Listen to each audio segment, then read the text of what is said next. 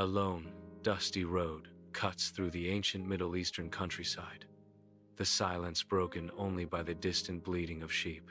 A younger son walks with a heavy heart, his shoulders slumped with the weight of unspoken regrets. Have you ever made a mistake so big, you thought no one would forgive you? His face, etched with remorse, tells a story of past transgressions and a desperate longing for redemption. The vast, unforgiving landscape mirrors the internal turmoil raging within him.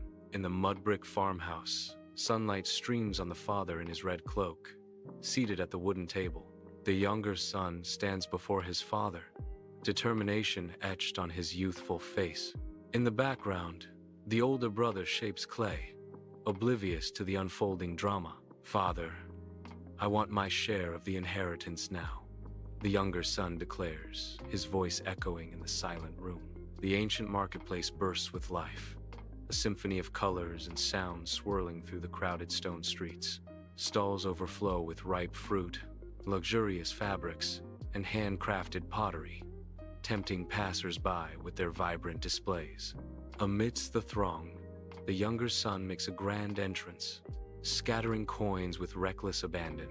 Music fills the air as dancers twirl around him, their movements mirroring his carefree spirit. "Drinks for everyone, the finest silks for the ladies," he proclaims, his voice ringing out above the lively chaos.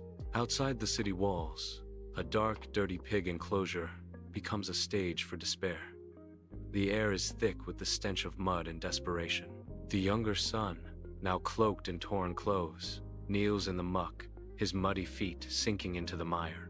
Tears stream down his face as he looks to the heavens, a silent plea escaping his lips amidst his starvation. "I will go home. I will tell him I am not worthy to be called his son," he vows, his voice a mere whisper in the vast expanse.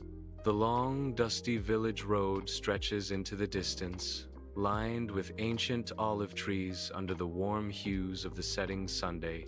Distant fields glow, casting long shadows as the father spots his son from afar, his heart leaping with joy.